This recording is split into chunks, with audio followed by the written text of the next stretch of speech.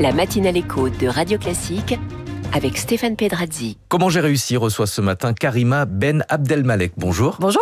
Vous êtes directrice générale de Happen. C'est une application de rencontre lancée en 2014. Elle cible en priorité, mais pas exclusivement, les 25-35 ans.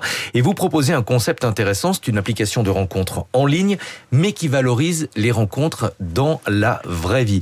D'abord, quelques mots sur les sites ou les applications de rencontre. Aujourd'hui, c'est devenu le premier lieu où on rencontre son conjoint. Est-ce que ça veut dire qu'on n'a plus forcément honte de le dire ? Ah oui, je pense qu'aujourd'hui, les applications de rencontres, c'est un des premiers moyens de faire des rencontres. C'est devenu banal, ça fait partie du quotidien. On n'est plus obligé de dire qu'on a rencontré son conjoint ou sa conjointe à une exposition ou à un dîner entre amis. Voilà, exactement. Ouais. Il y a énormément d'applications sur le marché. Qu'est-ce qui fait la différence avec Happen ? Alors, Happen, c'est une application très ancrée dans la vraie vie parce que tout commence dans la vraie vie. C'est-à-dire que vous croisez des personnes dans votre quotidien. Tous les jours, vous n'avez pas besoin de faire d'efforts. Vous passez votre journée et vous allez forcément sur votre trajet, en allant au boulot, dans votre quartier préféré, les bars que vous fréquentez, restaurants, tous les lieux en fait où vous allez. Eh bien, vous allez rencontrer des personnes.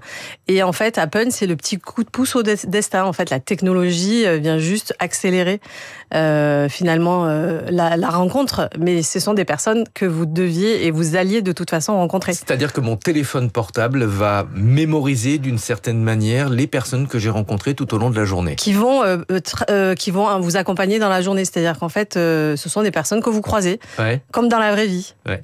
Comment est-ce que vous protégez les données personnelles des utilisateurs ? Puisque là, on touche à quelque chose de très intime. Bien sûr. Déjà, Happen, vous savez, c'est une entreprise française et européenne. Donc, on est soumis au RGPD. Et le RGPD, c'est quand même un texte qui protège les consommateurs et les utilisateurs. Donc, il y a un certain nombre de garanties. D'abord, un périmètre de sécurité qui est privilégié pour éviter justement une localisation précise.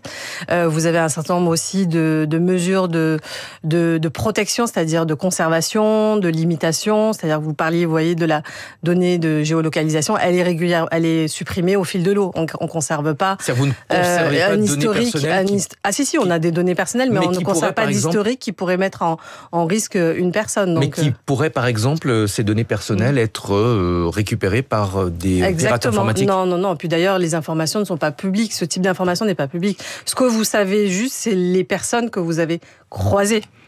Donc en fait, c'est le lieu où vous les avez croisées. C'est pas là où vous êtes. Voyez. Application française, vous l'avez dit, qui s'exporte. Alors oui, effectivement, Happen aujourd'hui, c'est 160 millions d'utilisateurs inscrits, donc lancement en 2014. Et aujourd'hui, on est présent, très présent en France, évidemment, en Europe, mais aussi en Amérique latine et en Inde et en Turquie. Donc en fait, on est quand même présent sur le plan international, et c'est quand même une grande fierté d'avoir su exporter finalement ce concept très original dans le monde entier. Quand on dit que la tech française est en retard, vous êtes la démonstration je pense que ça fonctionne. Oui, c'est l'une des applications qui a su rayonner à l'international. 160 millions de personnes inscrites, combien sont réellement actives sur l'application ? Alors au quotidien, on a à peu près 5 millions d'utilisateurs qui sont actifs, qui utilisent l'application. Et aujourd'hui, il faut savoir que la tendance dans le secteur de la rencontre, c'est quand même la rencontre avec un grand R, c'est-à-dire qu'on n'est plus dans de la rencontre amoureuse. Les gens ont envie de se connecter, ont envie d'aller boire un verre, d'aller au resto, et donc on peut aujourd'hui aussi utiliser les applications. Trouver des amis. On peut trouver des amis, c'est aussi une tendance qu'on peut constater.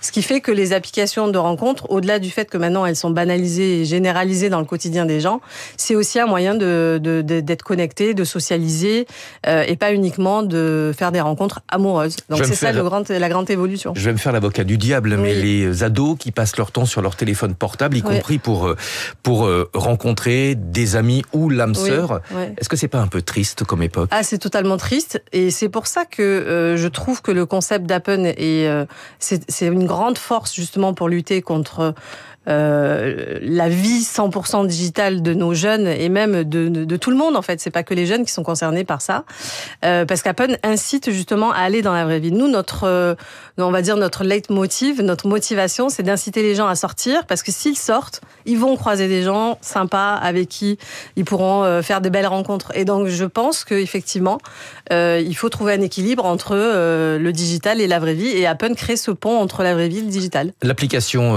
a un côté côté payant, mais il y a aussi une partie gratuite. On dit généralement, lorsque c'est gratuit, c'est vous le produit. Comment est-ce que vous exploitez les données personnelles des clients? Non, on n'utilise pas, Apple ne vend pas. Non, parce que le business model n'est pas du tout basé sur la donnée, à la différence des modèles publicité, des modèles gratuits, 100% gratuits, basés sur la donnée, de type réseaux sociaux. Donc les applications de rencontre, c'est pas du tout le même business model. Le business model, c'est le business model de l'abonnement. C'est-à-dire qu'en fait, vous avez le service de base qui est gratuit, donc vous pouvez rencontrer des gens. Mais rapidement, on a envie de s'abonner. Voilà, et après, par contre, si vous voulez des services supplémentaires, vous allez vous abonner. Donc, on n'est pas du tout dans le même business model que les réseaux sociaux et on n'exploite pas du tout les données personnelles. Merci beaucoup d'être venue ce matin sur Radio Classique. Karima Ben Abdelmalek, directrice générale de Happn. 160 millions d'inscrits dans le monde et c'est une application française qui s'exporte. Bravo pour ce succès. Merci. Luc Ferry nous a rejoint pour l'Esprit des mots.